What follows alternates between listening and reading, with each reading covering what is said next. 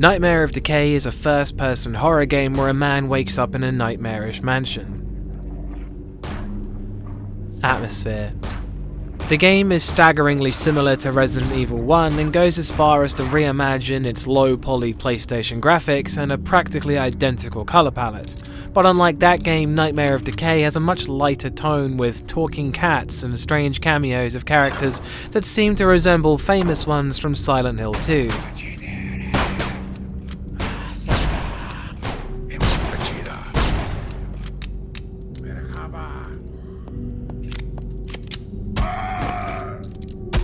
The mansion itself isn't the same as the Spencer mansion, but it is very similar.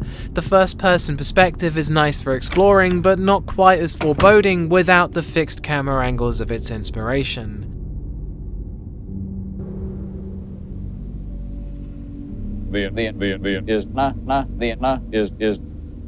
The game opens with a news report that explains people are vanishing randomly, and this does raise a bit of tension as the situation perfectly describes the player character, but it's quickly forgotten about as the game properly begins.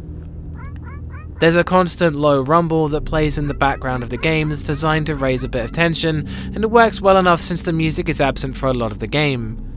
As the game goes on, the environments turn from waterlogged tunnels to dark caves and maze-like crypts, and it's fun to explore these places, but I found the atmosphere doesn't intensify very much as the game goes on, since it's difficult to take it very seriously with the things that happen. Whilst it sometimes can create intense foreboding moments, with blood leading to a wardrobe you can't get open, or a mysterious monster that's ominously waiting for you to talk to it, the game has more of a fun Halloween vibe than anything, with shooting galleries and characters talking like a horror version of Banjo-Kazooie. Its atmosphere is vaguely spooky in a fun way, and its immersion never really lets up despite everything that happens in the game. That's one Harry Mason. Scares. The game's scares often try to emulate Resident Evil 1, with zombies bursting down a door or climbing in through windows, but it also has its own set of scripted events and cutscenes, and a lot of these feature very familiar characters from the Silent Hill franchise, which really only reinforces that it's just playing around. There are some more serious ones with a darker tone, but even with that, they're not exactly frightening, just sometimes surprising. There's a few jump scares and they worked on me every time, but there's quite a lot of space in between them. Whilst the combat can be pretty intense, it never reaches into frightening even with boss encounters. I found it quite rare to die in the game, even with the added focus in mechanics of the gunplay, that slows down your movement but increases your accuracy so that slow moving zombies can still be a threat if not managed properly.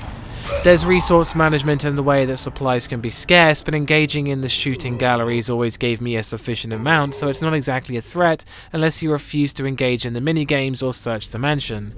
The game doesn't really manage to be frightening even when it's seemingly trying to be, but it can still succeed with the occasional jump scare. So that's still one Harry Mason.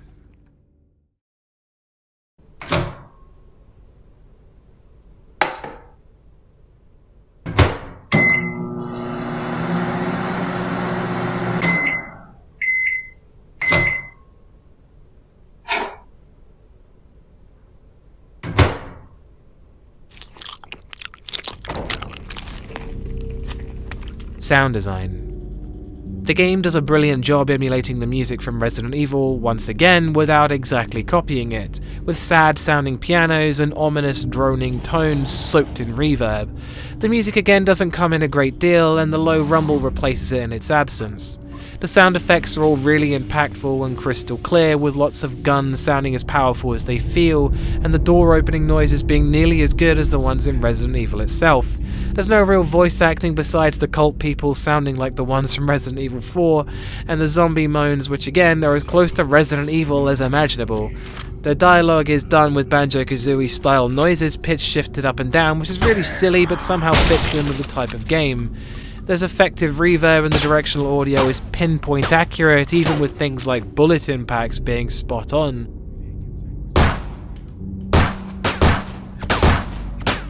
Generally, the sound design is immensely impressive, and clearly a lot of effort has gone into it. That's two Harry Masons.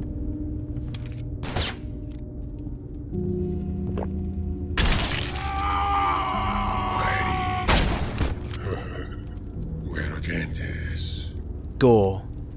The game's gore is excessive, with blood pouring out of enemies' heads when you score a headshot, and when using weapons like dynamite, the explosion throws body parts and blood everywhere.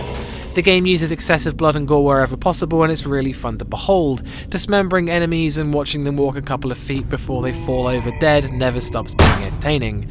The gore is a bit over the top, and that's brilliant. That's 3 Harry Masons.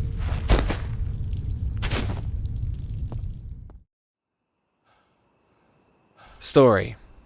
The story begins with a news report of someone mysteriously vanishing in their own apartment, and goes on to list other similar disappearances in the area, and of course, your character goes to sleep and awakens in the mansion. The game features talking cats and shooting galleries, and its tone is generally quite light-hearted for all the blood and gore that comes with the experience. There's a traditional tale of a husband going insane and convening with spirits, and the diary entries are kind of cheesy but fun to read nonetheless. The story isn't the main focus of the game, and I feel as though the experience will be pretty much the same regardless of whether it was there or not, but including it keeps things going, and it's obviously the right kind of effort, making the final score 4 out of 5 Harry Masons. I had a lot of fun playing this game. It doesn't take itself seriously, and I really enjoyed it a lot. It's light-hearted Resident Evil style romp for the Halloween night, and it really hits all the right marks. Again, I'd like to remind you this whole thing is down to my opinion on horror games, and if you don't share this opinion, then that's cool, I get it. There'll be more horror reviews in the pipeline, and thanks for watching. Always go check out Bumps in the middle of the night. Peace.